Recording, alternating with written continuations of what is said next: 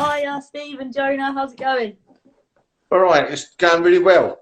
Yeah, really well. Booted. Friday night. Cheers. It's Friday. You got to do it. You know, Yeah. I've got something special.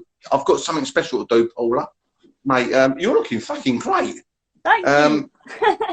Mate. No, absolutely. Just to make a difference. If it's Friday, wear something different. Wear something different and go to a different room. Yeah, spice it up a bit. Why not?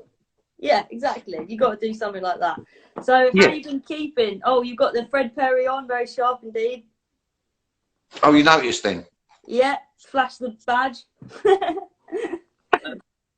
So, how have you been getting on then? Tell us about, where you're at with quarantine, lockdown, all that sort of business. I mean, I know you've had a lot of dates moved back. I'm sure it's been quite disruptive for you. Well, obviously the main thing that's I'm allowed to swear, aren't I? Yeah. Cool. Right. Well, the main thing that's messed me about, as my good friend Colin Jur would say, is that all the tours have been cancelled, all the gigs have been cancelled. So this year is a no-no, basically. You know, people were saying, "Oh, maybe Rebellion's still going to go." I can't see it happening. So you know, so it's going to be a lost year. But apart from that, really living out here in the fucking sticks. You know, the biggest thing that's been going on around here this week is they're planting potatoes, and the sound of tractors going up and down is just been deafening. And that, you know, that's all that's been going on. It's funny. I think a lot of people, because they're usually not in their house so much, they're like noticing how noisy it is around their area in the day. They're just like, that fucker's always mowing his lawn. Why does he have to have a bonfire every 5 minutes? That fucking shrimmer. If you want to fucking do it, just do it. Just fucking, you know, that chorus. Shut the fuck up. Yeah. And what about the government then? Do they owe us a living? Of course they fucking do. You know, actually, I really hope, I'm not going to go too deep into it, Paula, but that bloke who's raised how many millions? Oh, about 10 million now, isn't it? The old army vet. Yeah, something like that. Fair play to him. Good for you, mate. But you shouldn't have to do that. The government should have done that for years and years and years. And let's stop that one now, because I don't want this to be a sort of, you know, political so-called. Yeah, definitely. Yeah, and let's just have a laugh, you know, come on. So what's these questions? Come on, you've got these questions for me. Come on, let's have it. I've got questions for you. So, the anger, is it still there in the lyrics of Slice of Life? Do you think that the lyrics you're writing now could easily front a punk, like an anarcho-punk band, or are you adjusting the way you write for the new band? If some punk band came along from, I don't know, Brazil or something like that and said, I'll tell you what, Steve, we can take 11 Chimneys and we can turn it into a punk song and like go, 11 Chimneys, you do it, mate, because I can't do it no more. Oh, okay. Yeah, I can't do that. I'm in my Joni Mitchell phase now at the moment, so you know. Nice. So your tone has changed. My what? The tone has changed.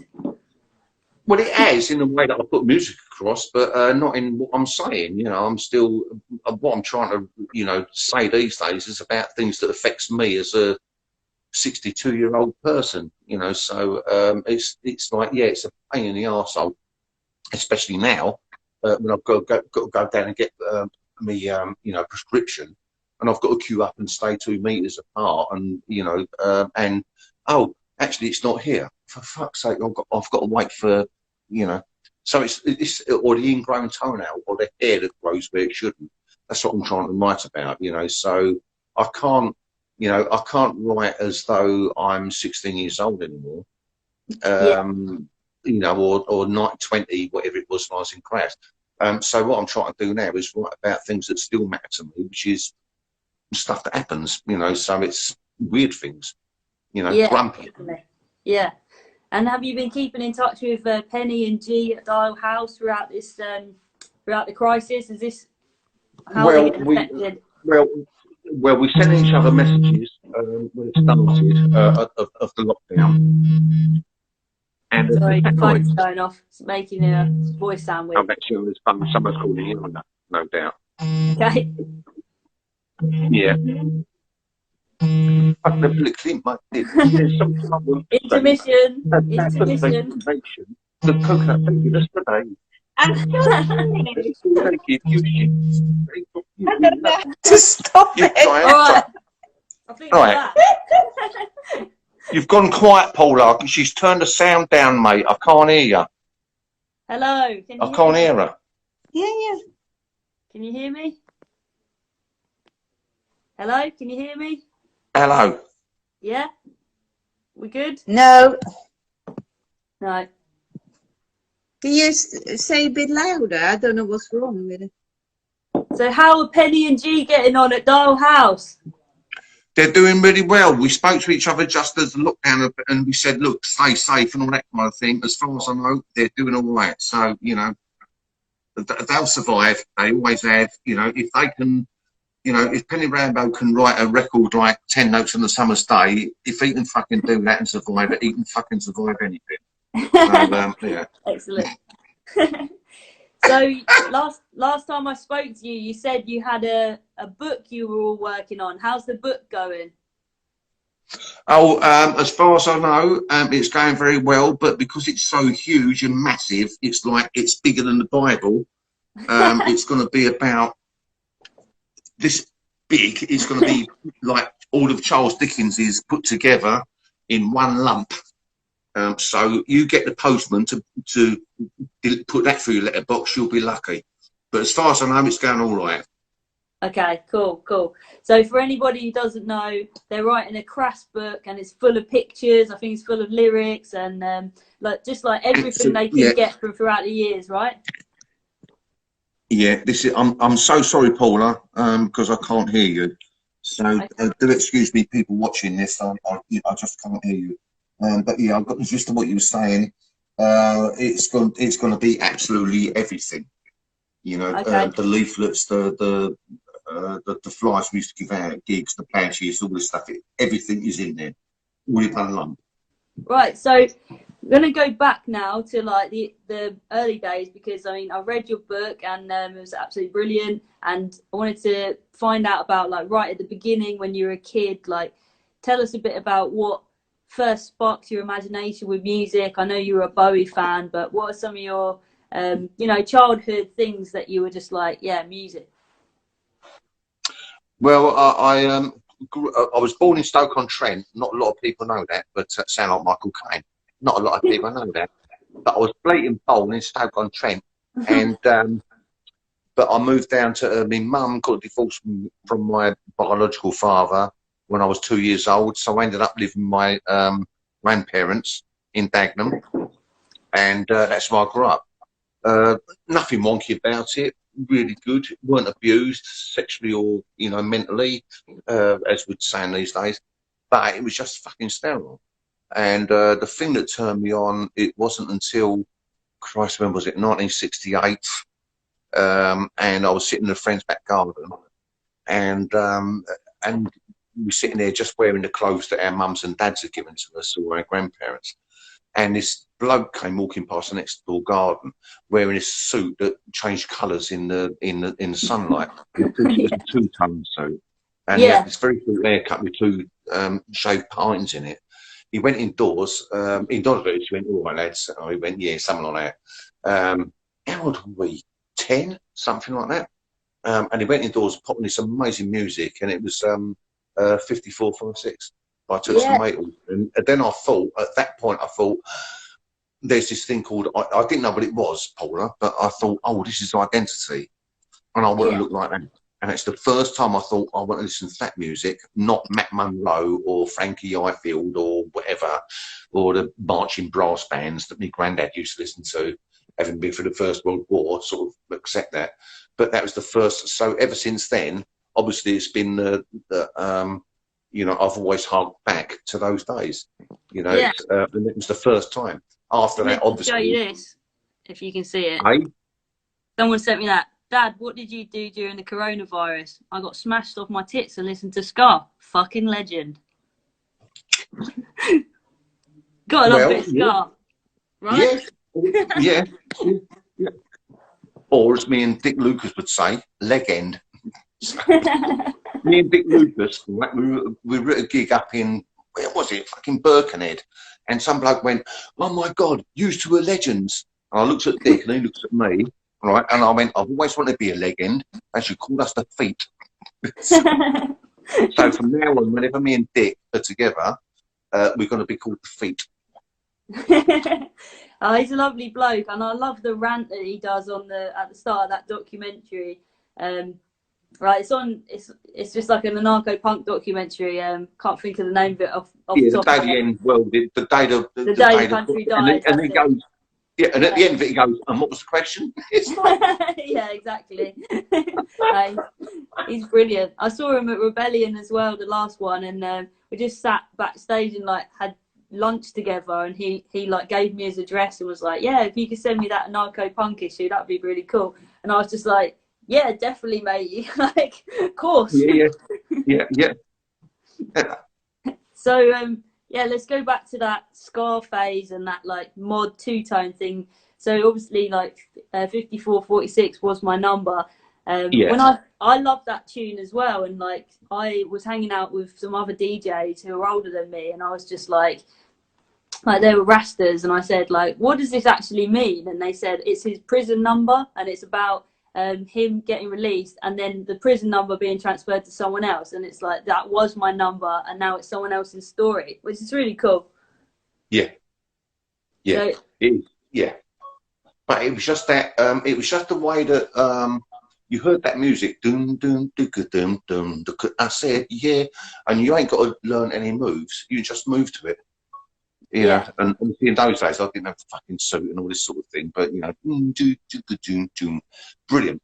Everyone made up. And now, of course, everyone harks back. Oh yeah, when I was a skinhead back in 1969 or 1968 or whatever, we used to do these sort of moves and the mod moves. Yeah, I did. What a load of old blokes. No, you didn't. You just used to potter around the dance floor like we all did. So you know, don't yeah, exactly.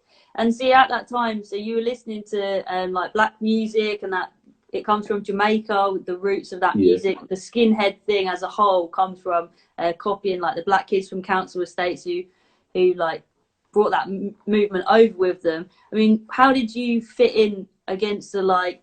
You must have had like a lot of anger, and then you had the punk scene, and you had the mods and the rockers. I mean, like, how did you find your place in all of that? Well, I did, but I didn't until I discovered David Bowie. And the funny thing was that what really got me with David Bowie was that he was the one person who allowed you, now we would say, getting in touch with your feminine side, you know, for want of a better word. But in those days, you know, you wore makeup or you wore a bangle or anything out of the ordinary in Dagenham, you'd get your head kicked in, you know. And again, you know, Colin Jerwood from Mottingham will tell you this. You wear anything fucking different, you're going to get stomped on. And so David Bowie, when he arrived, all of a sudden people were wearing different coloured hair and wearing bangles. Men were wearing bangles, you know, whereas before it had been bits of tartan because of the Bay City Rollers.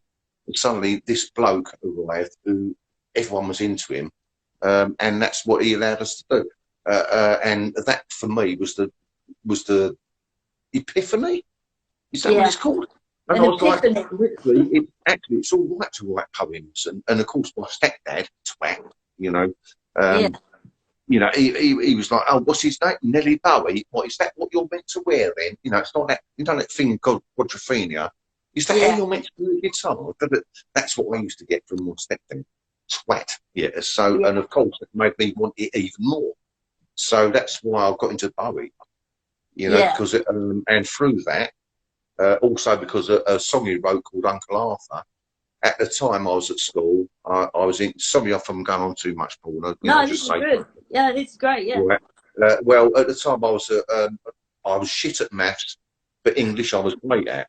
And so I picked up this book, short stories by Alan Sillitoe, and there's a story in there called the disappearance of Jim Scarfdale. Well, if you listen to Uncle Arthur by David Bowie or David Jones, at the time, that's what that song was written about. And The Little Bombardier is written about Uncle Ernest, and they're all songs, but he's changed the titles now. And I was like, ah. And that's what got me into it as well, because I was reading books like Saturday Night to Sunday Morning, you know, watching films like Taste of Honey, the 60s things, you know. So yeah, sorry, I went off on one then. Usual thing for a minute. So you were saying that your stepdad was really discouraging, and I suppose that pushed you further into the scene. So, I mean, I know that you went to a Clash gig and they said, if you think you can do better, then start your own band. So who was encouraging to you at that time to make you think, like, I've got the confidence to, like, do a band, you know?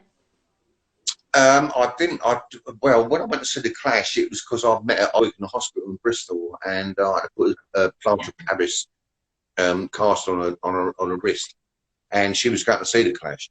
And I thought I'd get a date with her, which I did, sort of, but, you know, we didn't go to bed and all that sort of thing, but we just sort of bumped into each other. But I walked in there, and all of a sudden, everything went out the window, you know.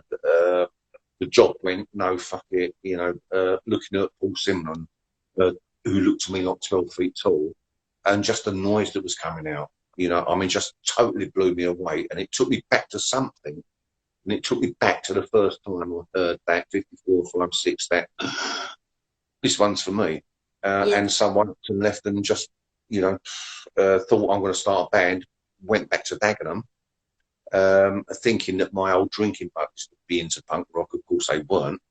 And that's when I ended up going to see my old mate, Jerry Ratter, who later became Penny Rambo at Dalhouse. Yeah, excellent. And then, and so you were quite a lot younger than Penny. Did your brother introduce you to Penny? Yes, he did, yeah.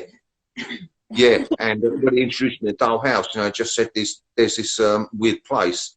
You know, you can go there, you can go into any room you want, apart from the bedrooms. If you want to cook a meal, you can cook a meal. If you can play a piano, play a piano. If you want to write poetry, you can write poetry. If you can mow the lawn, you can mow the lawn. It was an open house. I've never heard of it before. I thought they were fucking nuts when I first went there. You know, well, seriously, because they were all talking in a language that, you know, it sounded like they had stones in their mouths. Yeah. But they actually they didn't have a telly, which was unheard of in the 70s. And they had rocks in a living room, you know, and they had these little flower arrangements, you know, which now everybody does. And they were doing this thing called Feng Shui, which we didn't know what it was called. But yeah, it totally blew my mind. Amazing. So in all your years of going to Dalhouse, I mean, have you ever come across anything else like it? Are there many more open houses now?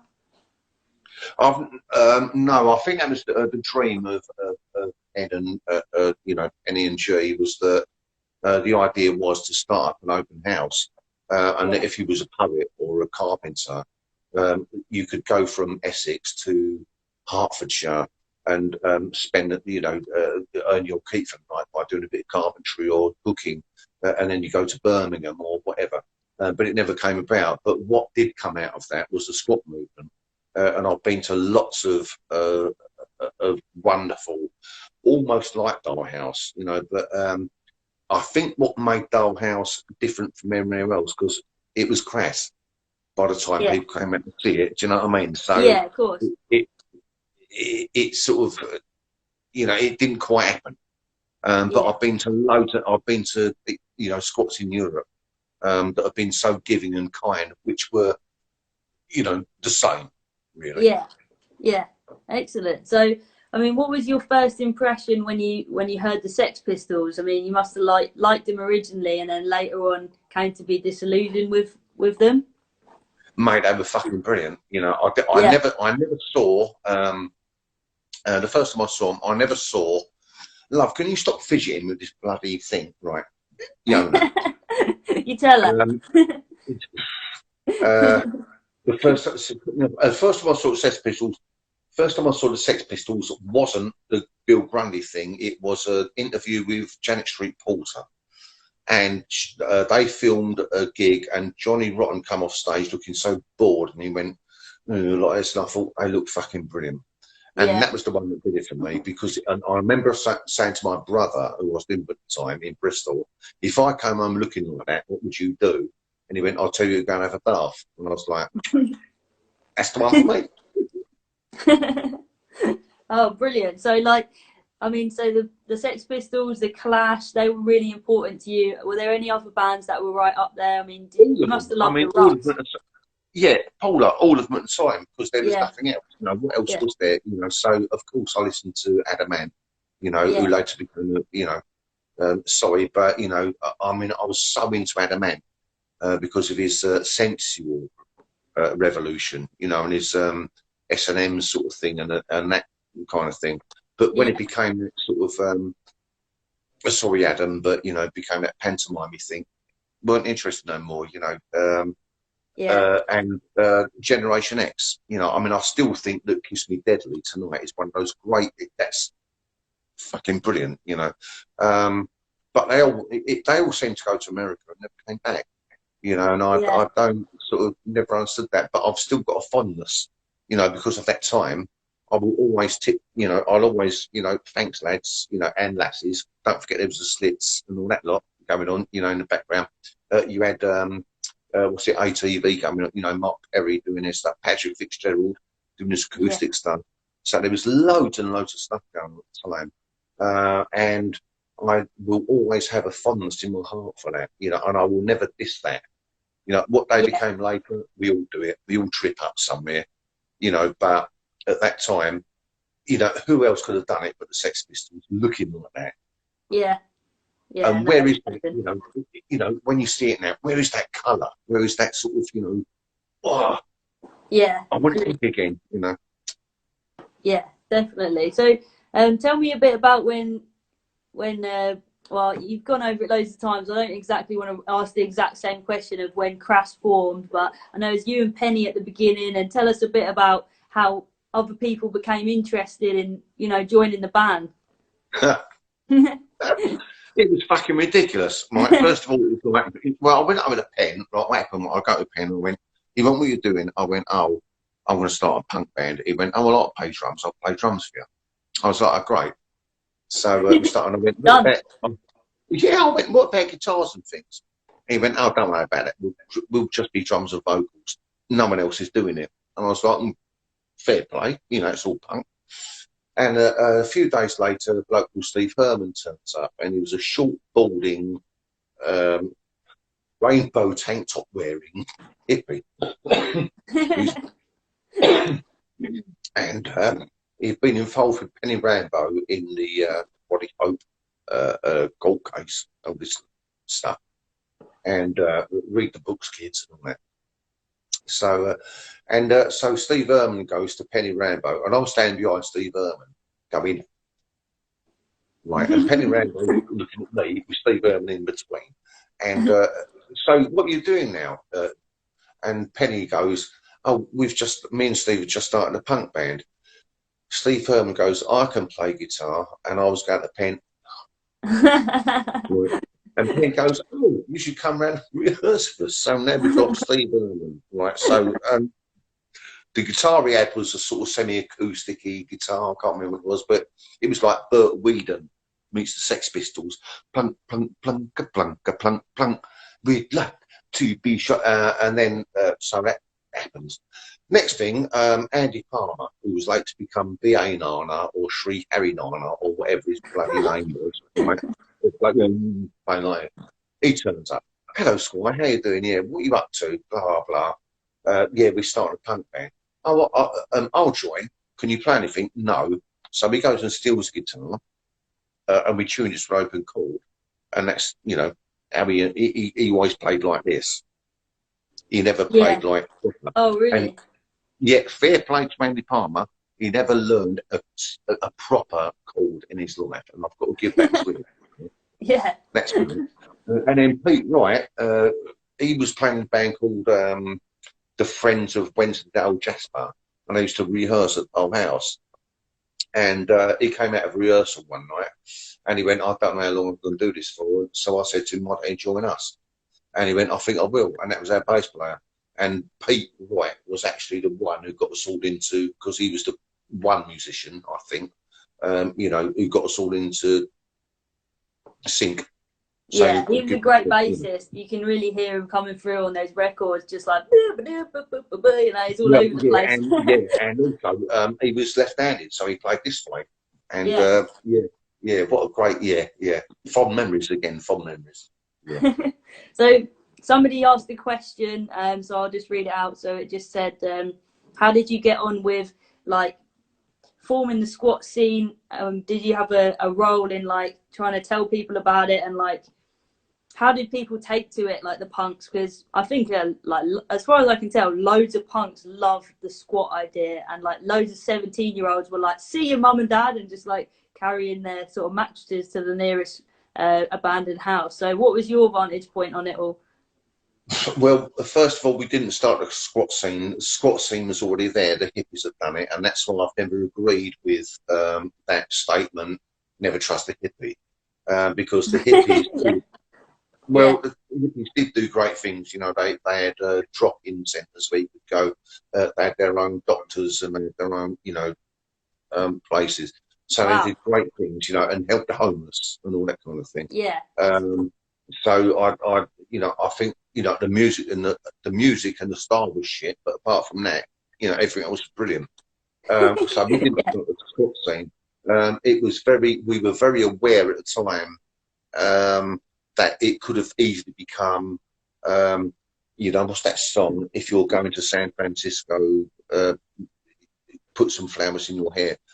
Because I know that in the 60s, because of the Haight-Ashbury thing, loads of people from America went from the East Coast to the West Coast thinking it would be like, you know, wonderful, and it was just crap, and they ended up sort of starving and all this kind of thing. So we were very aware, look, if you live on a council estate in Dagenham or Barking, don't think you're going to be self-sufficient. You know, and don't think you can do it. Do you know what I mean? So we were always very careful, but we always kept the open door. And I remember feeling slightly embarrassed the first time that Colin from Conflict came over. You know, because he was really into Crass. You know, and we're still obviously brothers today. But I remember being very embarrassed because he didn't quite understand it, you know, obviously coming from, you know, an estate. Yeah. So we were very aware of that. I hope that answered the question. Yeah, I think so. And someone else asked, do you think there'll ever be another Stop the City? But I think they happen all over the world now, don't they? Well, I think that's going on now, isn't it? Yeah, yeah. Welcome to Stop the City. We're in it. Yeah. So tell us a little. Please, can you now just stop the shitty? Can we please go out? Yeah. So tell us a little bit about, I mean, the first Stop the City, just your experience of it, and whose idea was it? To what? Whose idea was the first Stop the City? Fucking hell. Do you know what? I don't know. It was some people. We just went, yeah, all right then. I mean, we didn't arrange it. It wasn't a Crass thing. It was something. It's a bit like, you know, if one cracks on about the Zigzag gig. Yeah. You know, at Finchley Park. Oh yeah, Crass did it. No, we didn't. The people who did it was the people who broke in and squatted it, and they've never been hailed as the heroes. So I don't know who it was who started to Stop the City. It was like a collective. Easy way to get out of it, and it's sit on the fence. It was a collective thing. You sound like a fucking politician there, but no, I don't know who started it, but we just got invited. It was a good thing, and the first one was brilliant. Second one was like, not so good. Third one, what's the point? We're just going to get nicked. Yeah. So, yeah. Someone's asked, you don't have to answer it, but someone's just asked, what's your thoughts on Extinction Rebellion? On what? Extinction Rebellion? Because I know Penny's a bit sceptical, but obviously you don't have to give an answer if you don't want to.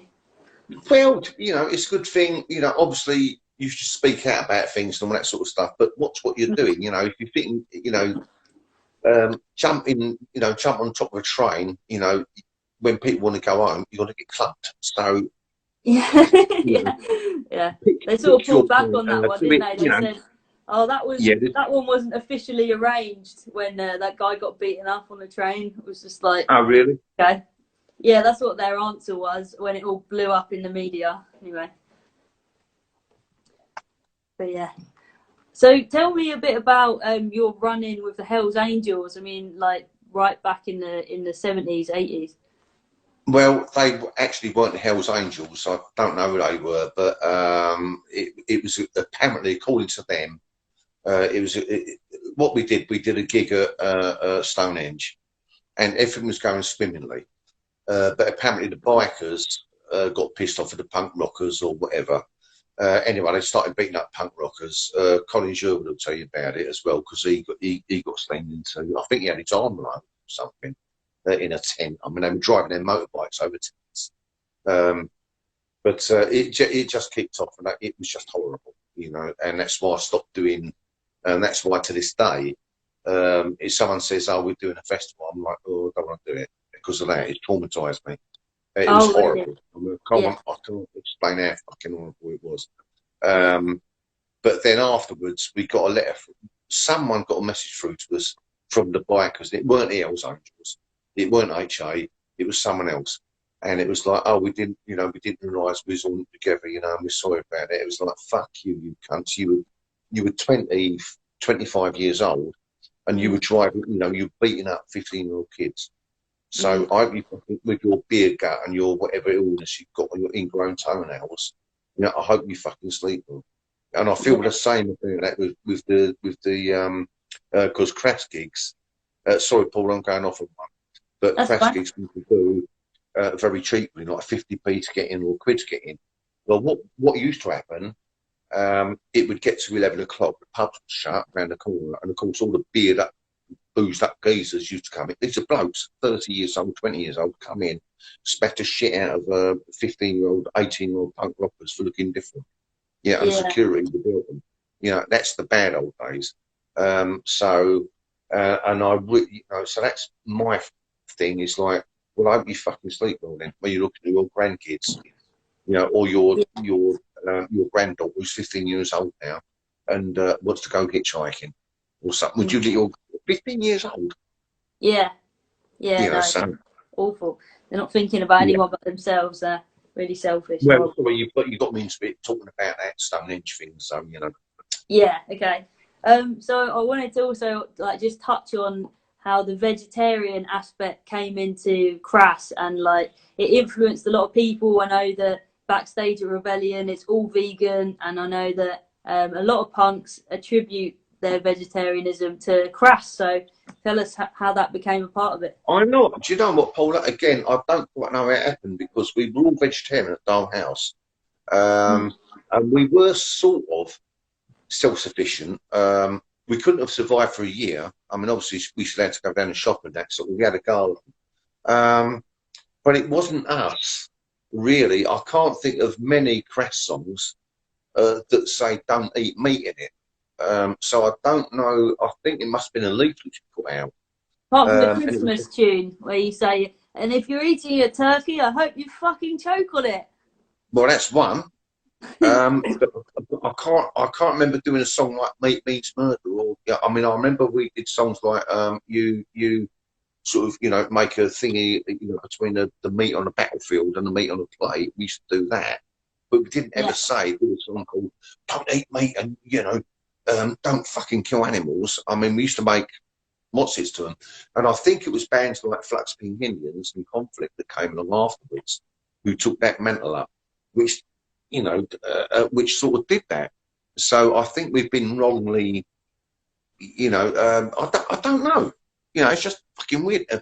How long are we talking about? 50 years ago? 40 years ago? Yeah, it's a long time.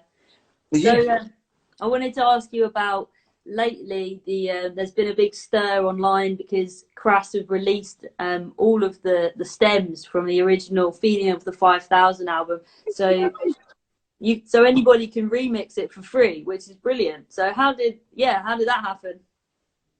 It was just a thing that one little Indian who we're with now, we're not with Southern no more, so with one little Indian, Penny Rambo, and he phoned me and went, Steve, I've got this idea. And I was like, yeah, go for it. And it's like, yeah, open it up. Because let's face it, it's all our music. Those songs are our songs now. We all shout and scream them. They're ours. So you know, if it'd be so interesting. You know, if you got me and Penny Rambo back in the studio with each other, you know what it's going to be like. Penny's going to do his avant-garde thing. I'm going to do my fucking ska thing. It's going to be a dreadful fucking raucous noise. So don't leave it to us. You do it now. It's up to you, lot. What can you do with it? And I'll tell you what, the stuff that's been coming through is sounding really good. Yeah, definitely. I had a listen through earlier, and I was liking what I was hearing. People were like messing around with your vocals and just like putting your vocals on top of totally different arrangements. And yeah, it was just like different. It's creative. Okay, so let's talk a bit about Slice of Life. Sorry. No, so Paula, are you going to do a? Are you going to fuck around with? Hell yeah! This is going to be the launch pad of my punk DJ career. I'm going to be the girl who managed to put it back on the dance floor, baby. Oh, for God's sake! Right, okay. I don't know. I'll have a go. I don't know. See what happens. Give it a go. Fuck it. Yeah, exactly. So I wanted to ask you about Slice of Life. How's Carol Hodge and the rest of them getting on at the moment? Really well. Every Friday at 6 o'clock, we get together on the conference thing, you know, like what we're doing. And we have a little nap and all that sort of thing. So, yeah, they're doing all right. Yeah, doing all right. Carol's doing loads of great stuff, you know, raising money for things, you know, just people getting on with it. Yeah, they're fine. We're just waiting for this to get over. You know, it's just a weird time, Paula. But we'll get through it. It's going to be all right, you know? Yeah, of course. All right. Well, we're going to have to wrap it up soon because it's already been like 40 odd minutes. So I'll just ask you a few more questions. So, yeah, Love and a Lamppost came out in 2014. Just Another EP was 2017. And Don't Turn Away LP 2019. So have you got any new music coming out with Slice of Life? And yeah, tell me a bit about your songwriting with them. Well, at the moment, because of this lockdown, what I do, as I say, on a Friday, I used to go to the pub. So what I do, I get suited and booted, I go in the garage, right? Because it's big enough with my beers. But I'll sit there and I'll come up with these weird lyrics and things. So it's all in my head. So there's something coming. Yeah. That's all I say. That's all I say. I've got this idea of, you know, I was talking about Andy Palmer playing guitar to an open chord. Well, that's what I'm doing on my acoustic guitar. I've been tuning to an open chord and sort of just diddling about with it. And I've got some pretty good noises out of it. So I'm thinking about doing everything in open chords so that anybody who wants to play it, you can play it as well. Yeah, nice one. That sounds cool. So you guys, you're regulars at Rebellion Festival. And I wanted to ask you a bit about, you know, your experience at Rebellion, because I know that you're not really a fan of sitting backstage. You like to just be amongst everybody and just be with the people. So, I mean, who are some of the characters you ran into at Rebellion that you thought, bloody hell, I've seen you like 50 years ago or something? Well, Charlie Arthur, obviously. Yeah, loads of people, Captain Sensible. What's this name dropping thing, you know? But it's funny because what I really like to do at Rebellion is I'll pop my head in to see the Damned or, you know, Sham 69 or whatever. But then what I like to do, I always like to go to the newly introducing stage because you get bands from different countries and they're young and they're going for it. You know, and what I find, you know, I just go in there, you know, and I find out people for me, you know, so I like to do that and talk to them. But you just bump into so many different people. There's so many, you know, it's, Excellent. Yeah. Okay, so for the last few minutes, I'm just going to delve into some Crass songs, if that's all right with you. Yeah, if you have to. So I'm just going to talk about some of the songs and then you just say your memories of them. So White Punks on Hope is one of the favourites for a lot of people. So What are your memories of that, like in the studio, or like of that song coming together? Of which song? White Punks on Hope. White Punks on Hope. What? Is that? Hang on. Play it. Yeah. They said that we were trash. Well, the name is Crass, not Clash. They can stuff their punk credentials. Yeah, I remember that. Yeah, yeah. Because I was getting them mixed up with the other, with another one. But yeah, my memories of that. Yeah, fucking brilliant song. Because it was like I like the middle bit. Poke on a Nazi, spit upon a Jew, vicious one of violence, of nothing new.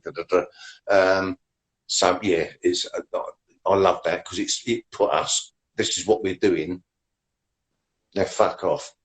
And we got it from the right wing, and we got it from the left wing as well. Fuck, yeah. Wicked. All right, and I like this one. Big Man, Big Man.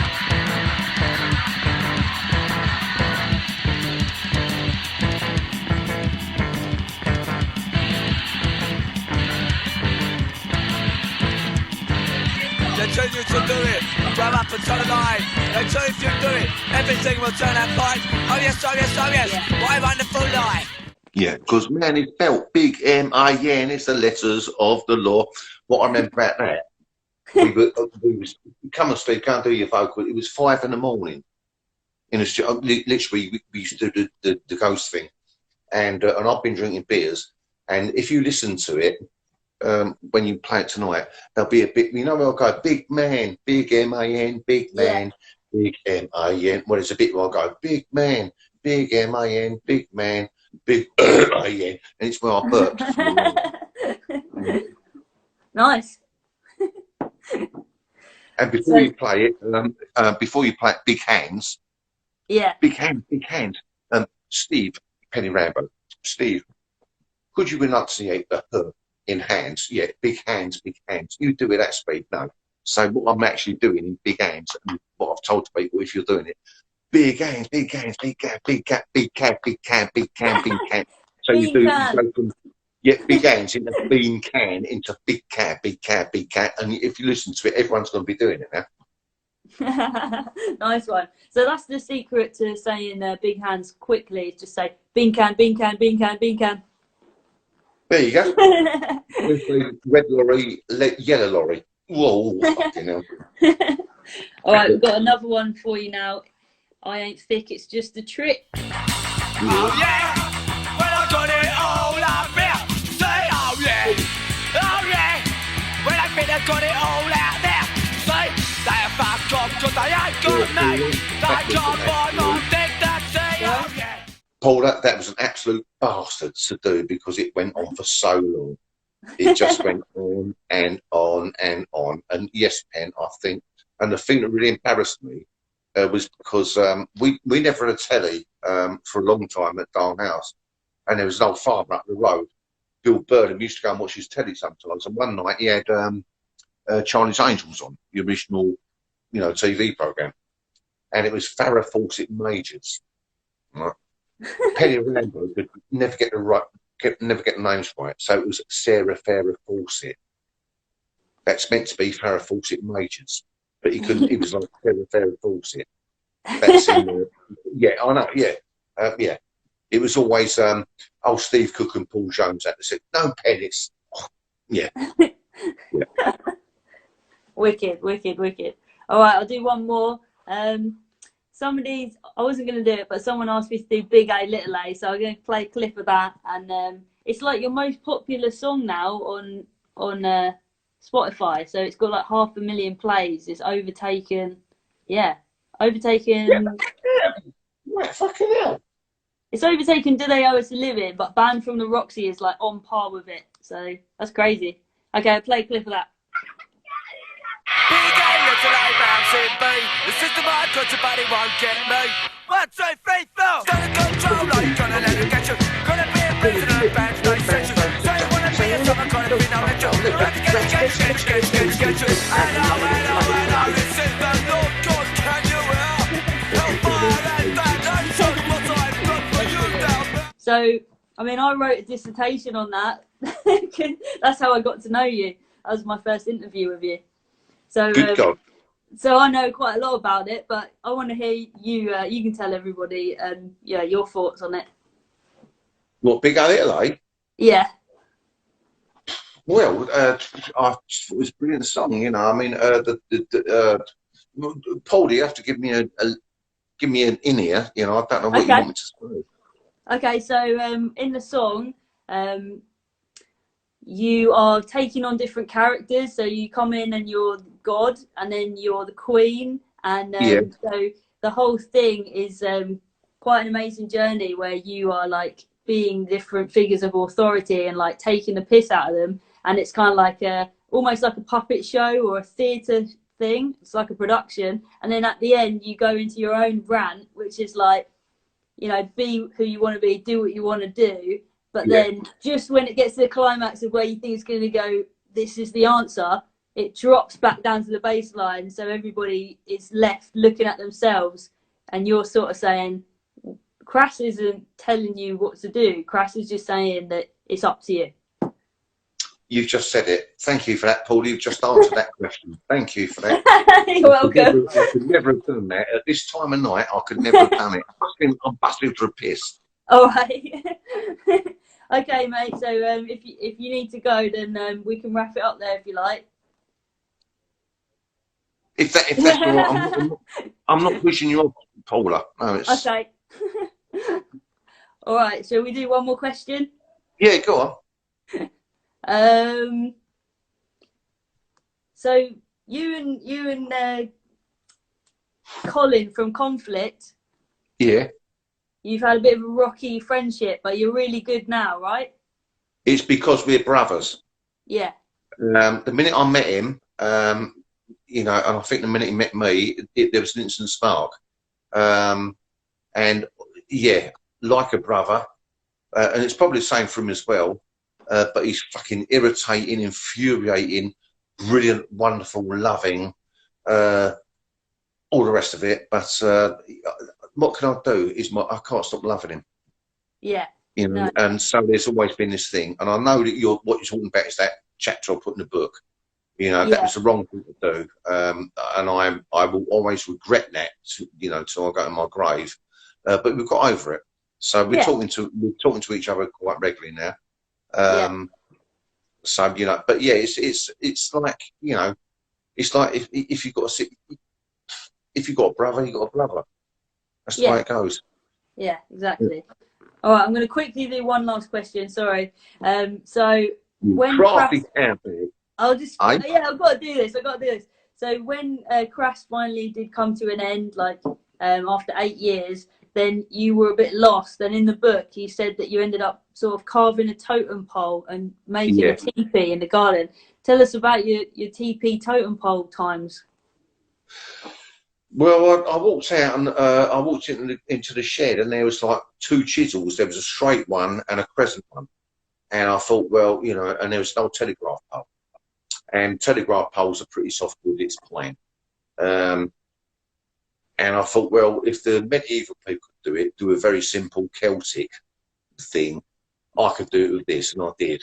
And I, you know, and that's what I did, you know. And from that, I bought myself another set of chisels and started getting a bit more into it, and realised I had some sort of aptitude for it, you know. So I was able to sort of do things. And there's a thing I've carved. I'll show you if you don't get it, which I did from a bit of acacia tree. 2 ticks, little beer, and this was a Mother Earth thing. I don't know if you can see it. Oh, can you see it? Yeah. Cool. So, nice. Yeah. So I did that out of acacia tree, and the reason I did it, people say, how'd you do it? I just followed the grain, because it's got a very close grain. So, you know, I'm very proud of that one. I've always kept it, but that's a very simple sort of stuff I did and will do if I do it again. Excellent, love it. That's great. All right, mate. Well, it's been an absolute pleasure, and we've had loads of people tuned in. So I want to say thank you to everybody, like the big punk rock family. Throw our arms around them. We're all in this together and all that. So yeah, but yeah, thank you so much, and yeah, it's always a pleasure to talk to you. Yeah, listen, Paula, can I just say something to people who are tuning in and all that sort of thing? Is that, yeah, it's pretty shitty times, but, you know, we're used to it now, but it's fucking boring, but we'll get through it. We'll get through it. And once we've got through this, my God, the hugs and the albums and the gigs we're going to have, you know, it's going to take some time, but don't worry, we'll get through it. And what I'd also like to say is that sometimes I can get depressed. And for people who do get depressed, it's going to be hard for them. Try not to go down too low. Do it step by step, please. You know, talk to someone, do anything. Don't do what you're thinking of doing. Please, you know, talk to someone. And if anyone out there knows someone who's really in a black spot, please keep in touch with them, because it's got to be fucking hard. Yeah, definitely. And I'd second that. And I'd just say that whenever somebody drops out of the punk scene because of that reason, then they're missed so much more than they could ever realise. You know, we've had so many people that we've lost in the punk scene, and we can't do it anymore, people. So please reach out, and you'll have like 2 arms wrapped around you very quickly. You'll have the whole punk scene there for you. So yeah, be strong, and we will get through this. Yeah. All right, Steve, have an amazing weekend, and do take care, man. You too. All right, peace and love. Take care. Bye. Catch you later. Fuck the military money.